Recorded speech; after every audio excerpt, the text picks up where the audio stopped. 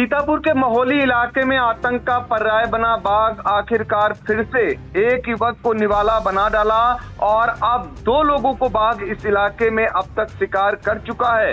50 टीमें वन विभाग की खाक छानती रहीं और बाघ ने फिर राकेश वर्मा नाम के युवक को निवाला बना लिया। सीधे हम आपको लेकर चलते हैं महोली इलाके में और आप बातचीत करते हैं धौरहरा से समाजवादी पार्टी के सांसद आनंद भदौरिया से। वो इस मामले पर नजर गड़ाए हुए हैं, उनके पास क्षेत्र के लोग लगातार सूचनाएं दे रहे हैं। तो सांसद जी जरा बताइए कि आपको क्या जानकारी मिली है, बाघ का आतंक आपके इलाके में कितना है?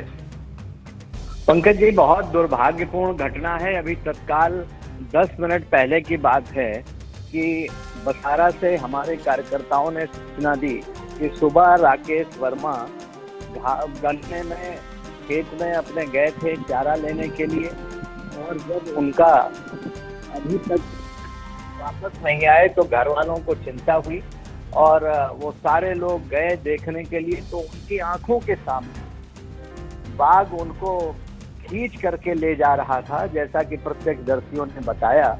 10 मिनट पहले की घटना है। गांव के लोग इकट्ठा हुए और काफी जब उन्होंने आवाजें दी और जो जैसे पाया वैसे दौड़ा गांव से, तो उसी में बाघ भागा है वहां से उनको छोड़ करके। दुखद बात यह है कि राकेश वर्मा जी हमारे बीच में नहीं रहे। 45-48 साल उनकी उम्र थी और ये बंजरिया से भी सूचना आ रही थी। कल की बात, परसों की बात है, एक गाय को निवाला बनाया था बाघ ने और बंजरिया के आगे ये बसारा पड़ता है। जो मुझे लगता है बाघ जो नरनी से उधर से निकला और निकल करके इधर बंजरिया होते हुए और वो बसारा पहुंच गया। आज वहां उसने इतनी बड़ी घटना को अंजाम दे दिया। लगातार मेरी वन विभाग के अधिकारियों से बात हो रही थी। कल भी मैंने डीएफओ को कहा था कि बंजरिया इलाके में आप खुद जाइए, लेकिन वहाँ फॉर्मेलिटी हुई केवल। आज भी अभी डीएफओ को मैंने भेजा है, वो टीम सहित पहुंच रहे हैं वहाँ पर। और सवाल ये है कि ये दूसरी तरफ ढूंढते रहे और बाघ दूसरी तरफ निकल गया। इतने उपकरण होने के बावजूद भी कहीं ना कहीं अब जरूर मुझे, अभी तक मैं भरोसा जता रहा था वन विभाग और उसकी टीम के ऊपर, लेकिन कहीं ना कहीं अब संवेदनहीनता सामने आ रही है और कहीं ना कहीं ऐसा लग रहा है कि आज 7 दिन बीत गए, लगातार बाघ जानवर पे हमला कर रहा है। आज दूसरा व्यक्ति काल के गाल में समा गया और आप एक तो बाघ नहीं पकड़ पा रहे हैं। हमारे तमाम लोग इसमें तरह तरह की बयानबाजी कर रहे थे। मैं लोगों से प्रार्थना करता हूं कि राजनीति बंद करके, बयानबाजी छोड़ करके पहली प्राथमिकता पर महोली के लोगों में जो दहशत है और जो एक के बाद एक जाने जा रही हैं, जो जानवर खाए जा रहे हैं, इस पर कहीं ना कहीं तत्काल रोक लगनी चाहिए। और आश्चर्य तो तब होता है जब उत्तर प्रदेश के मुख्यमंत्री जी के संज्ञान में घटनाएं हों।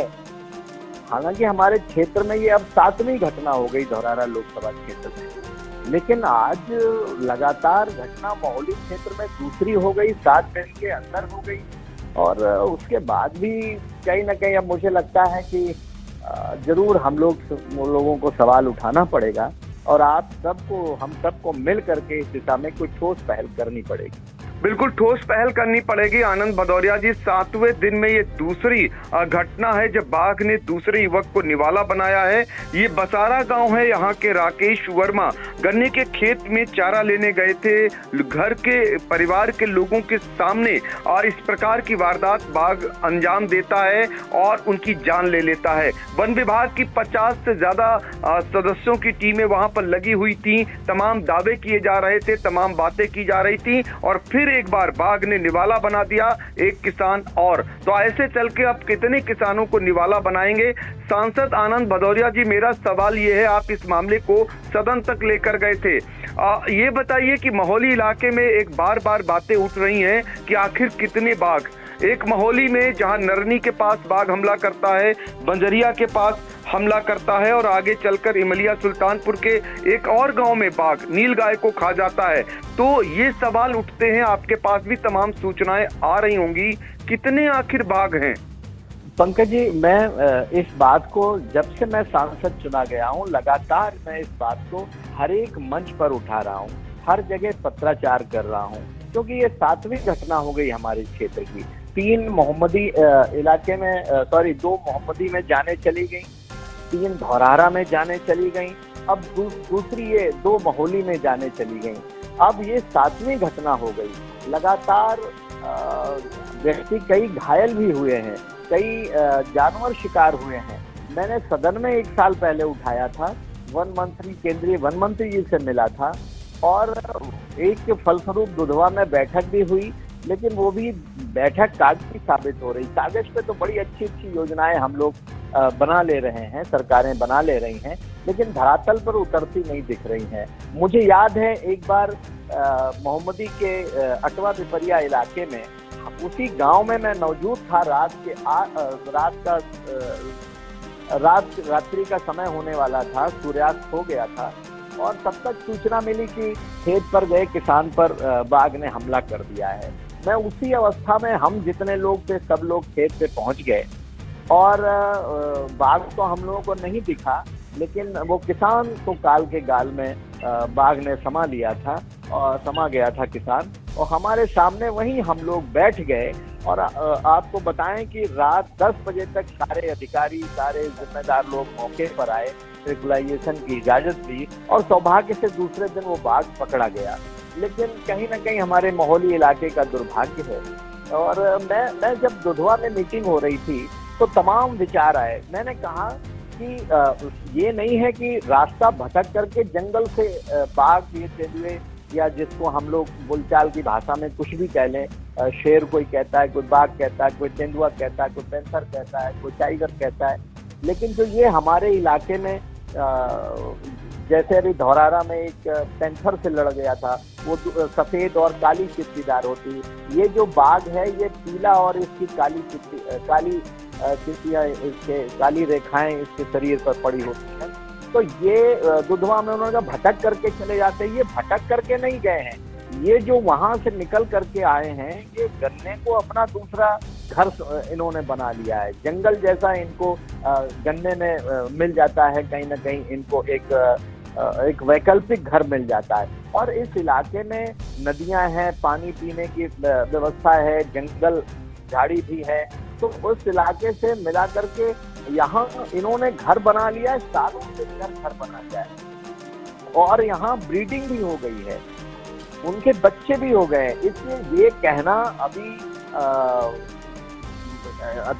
ये नहीं निश्चित तौर पर कहा जा सकता है कि कितने सारे बाघ होंगे, लेकिन मैं इतना जरूर कह सकता हूँ कि ये एक बाघ नहीं है, ये कई सारे बाघ हैं, और उनके बच्चे भी हैं जो हमारे इस पूरे इलाके में।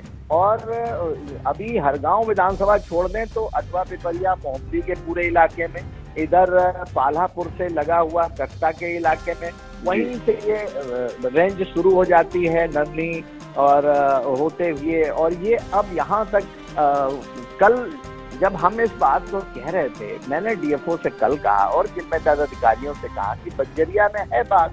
उन लोगों ने गुर्राहट सुनी है, लोगों ने मजाक में लिया, एक जानवर को शिकार बनाया, और निश्चित तौर पर जो कल परसों बंजरिया में बाघ था, वही आज बसारा भुड़ना की तरफ गया है, और उसी ने आज बसारा में हमला किया है। तो कहीं ना कहीं तमाम सारे इस पर मुझे लगता है जितना देर सरकारें करेंगी उतना ही ये विकराल रूप समस्या धारण करेगी। इसीलिए मैंने पार्लियामेंट के अंदर कहा था कि कल्पना कीजिए अगर लोकसभा के अंदर बाघ आ जाए, अगर देश की राजधानी में आ जाए, किसी मंत्री के घर में आ जाए, किसी बड़े अधिकारी नेता के घर परिवार का सदस्य को इसका शिकार हो जाए, तो शायद सरकारें चेतेंगी क्या। आम किसानों की जान जा रही है, लोगों के घर के चिराग बुझ रहे हैं, किसी का भाई, किसी का पिता का साया सर से उठ रहा है। आखिर सरकारों के लिए क्या इंसानों की जान की कोई कीमत नहीं है? क्या कोई बड़े घर का व्यक्ति निवाला बनेगा? क्या कोई नेता अधिकारी निवाला बनेगा? ये सरकारें चेतेंगी।